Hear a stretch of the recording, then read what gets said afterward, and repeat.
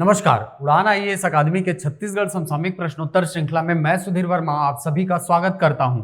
इस समसामयिक प्रश्नोत्तर श्रृंखला में हमने प्रयास किया है हाल फिलहाल में चर्चित उन सभी घटनाक्रमों को आप तक प्रश्नोत्तर के माध्यम से पहुंचाने का जो आपके एग्जाम के पॉइंट ऑफ व्यू से अत्यंत महत्वपूर्ण है।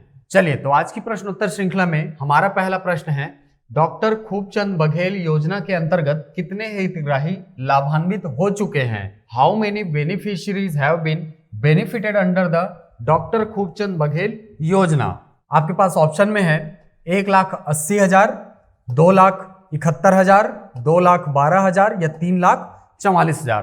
तो देखिए, हाल ही में जो लोकवाणी का 11वां संस्करण प्रसारित हुआ है उसमें मुख्यमंत्री जी ने ये डेटा बताया है कि जो डॉक्टर खूबचंद बघेल योजना है, ठीक है, हमको पता है कि ये किससे संबंधित है, स्वास्थ्य योजनाओं के एकीकरण से संबंधित एक योजना है, ठीक है, जिसमें 5 प्रकार की जो योजनाएं हैं उनको इंटीग्रेट करके एक सिंगल योजना के अंतर्गत लेकर आया गया है। ठीक, तो इस योजना के अंतर्गत उन्होंने बताया कि कुल 2,71,000 है ना हितग्राही जो है इस योजना के अंतर्गत अभी तक लाभान्वित हो चुके हैं। ठीक, तो आपका उत्तर हो जाएगा ऑप्शन नंबर बी। चलते हैं अगले प्रश्न की तरफ। चलिए, हमारा अगला प्रश्न है, इनमें से कौन सी योजना स्वास्थ्य से संबंधित नहीं है?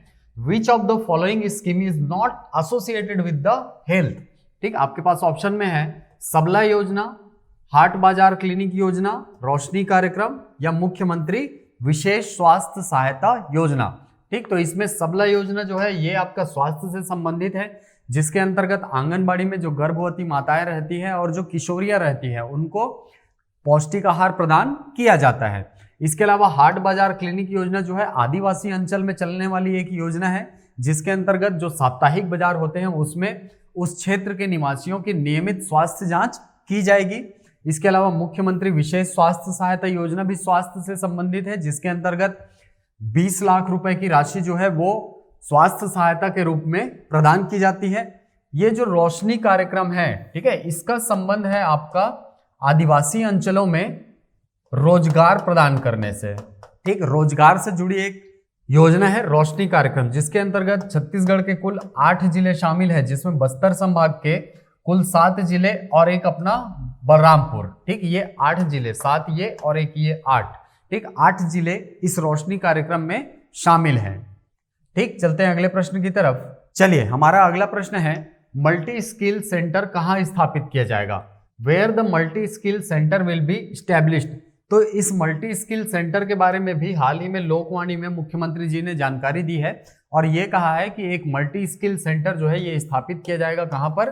दंतेवाड़ा में, जो कि लोगों के कौशल विकास से संबंधित होगा। चलिए, हमारा अगला प्रश्न है, प्रदेश में अद्यतन 4,87,000 भू अधिकार पट्टों के माध्यम से कितनी भूमि का पट्टा प्रदान किया जा चुका है या पट्टा दिया जा चुका है?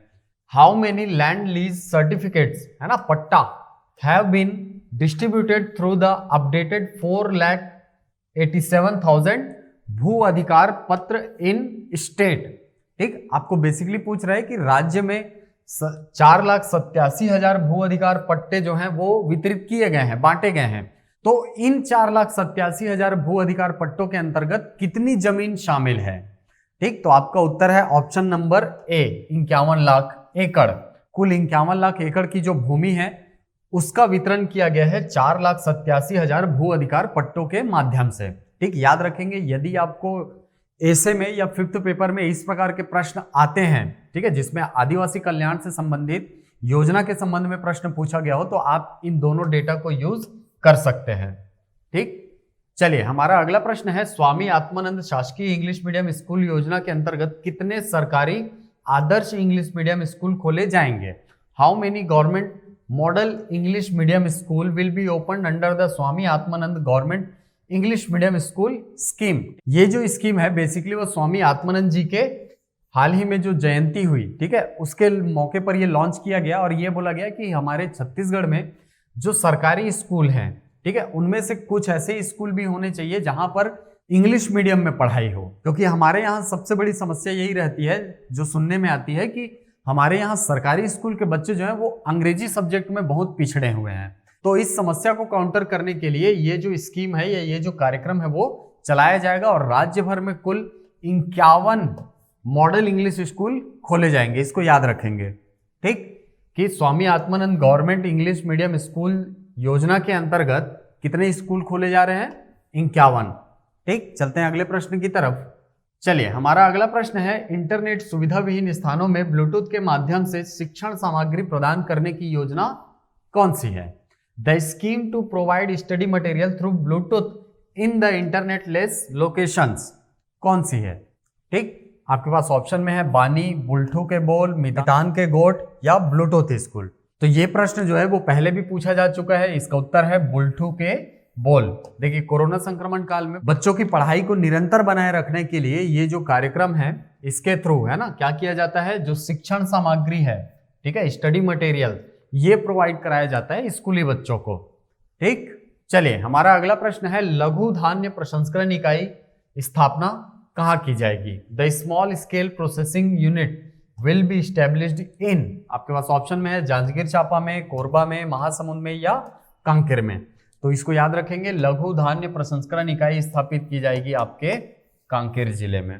ठीक, चलिए हमारा अगला प्रश्न है, हाल ही में पत्रकार कल्याण कोष से आर्थिक सहायता की सीमा 50,000 से बढ़ाकर कितनी कर दी गई है?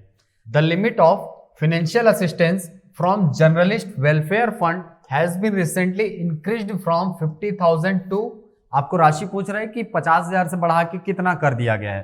तो ये कर दिया गया है भाई 2 लाख का। ठीक है, जो पत्रकार कल्याण कोष है, ठीक है, उसके द्वारा जो आर्थिक सहायता प्रदान की जाती है, ठीक है, वो कितना था? पहले 50,000 था, अब कितना कर दिया गया उसको? 2 लाख रुपए कर दिए गए हैं। ठीक है, चलिए अगला प्रश्न है, छत्तीसगढ़ पत्रकार सुरक्षा कानून तैयार करने हेतु किसकी अध्यक्षता में समिति गठित की गई है?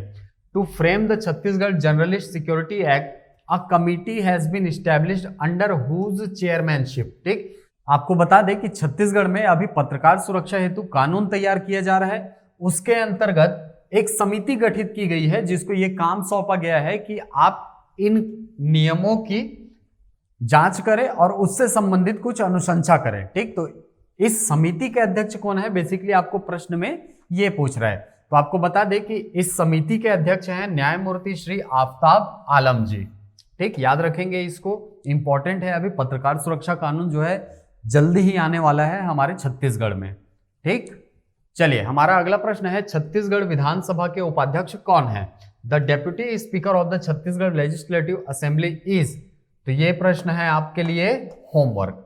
आप कमेंट बॉक्स में बताइए कि अभी छत्तीसगढ़ विधानसभा में उपाध्यक्ष के पद पर कौन आसीन है। ठीक है, कौन है हमारे छत्तीसगढ़ विधानसभा के डेप्यूटी स्पीकर? आपके पास ऑप्शन में है मोहन मंडावी जी, श्री महेश नेताम जी, श्री मनोज मंडावी जी या श्री चंद्रकांत गंगराड़े जी। ठीक, तो ये थे हमारी समसामयिक प्रश्नोत्तर श्रृंखला के अंतर्गत आज के कुल 10 प्रश्न और उनके आंसर कीज। आशा करता हूं ये वीडियो आपको पसंद आया होगा। यदि वीडियो पसंद आए तो इसे लाइक करें, शेयर करें, यूट्यूब पर अपना आंसर दें, कमेंट करें। मिलते हैं अगली कक्षा में कुछ नई जानकारियों के साथ, कुछ नए प्रश्नों के साथ। तब तक के लिए थैंक यू।